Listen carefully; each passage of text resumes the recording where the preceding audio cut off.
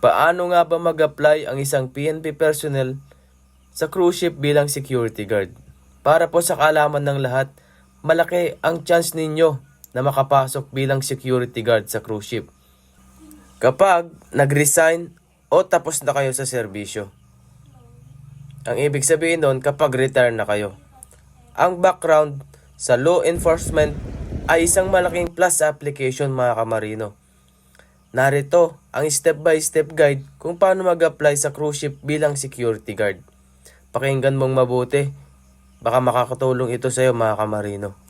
Number 1, ihanda ang mga basic requirements. Mga dokumento na kailangan katulad ng updated resume, English maritime format, valid passport, police, PNP, service record or clearance, diploma or TOR, certificate of employment or service record sa PNP, at saka mga government IDs. Number 2, mag-training ng STCW Basic Safety Training. Narito ang mga required maritime training. STCW Basic Safety Training. May kasamang firefighting, first aid, personal safety and social responsibility, at personal survival techniques. Number 3,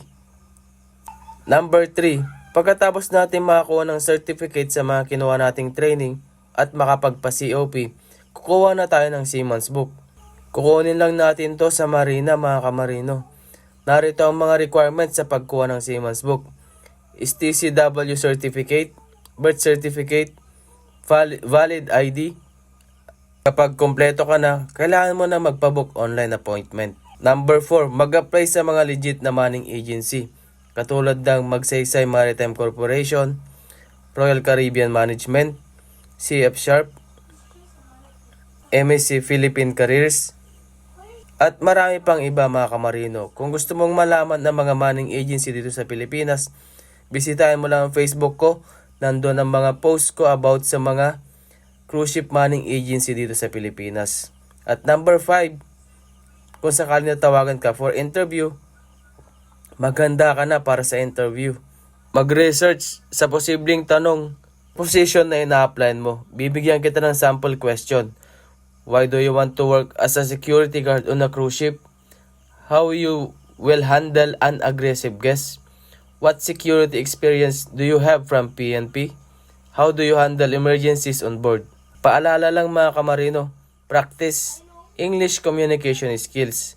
Lahat ng interview na gagawin ay English ang lingwahe mga kamarino.